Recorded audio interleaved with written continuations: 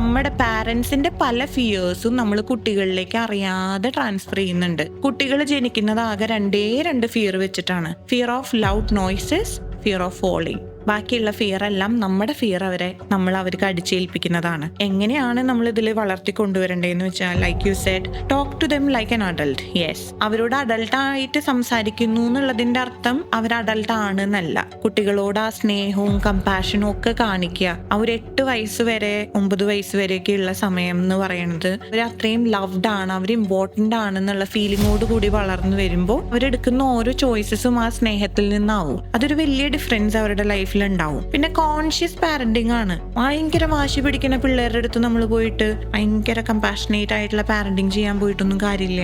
എങ്ങനെയാണ് ഇത് ഇംപ്ലിമെന്റ് ചെയ്യാന്നുള്ള വഴികൾ ക്രിയേറ്റീവ്ലി കണ്ടുപിടിക്കുക. കാരണം ഒരു കുട്ടിയും ഒരേപോലെയല്ല. അതാണ് വേറൊരു പോയിന്റ്. വേറെ ആരും നിങ്ങളുടെ കുട്ടീനെ എങ്ങനെ വളർത്തണം എന്ന് പറഞ്ഞു തരാൻ, unless they are educated about it, അതിനനുവദിക്കാതിരിക്കുക.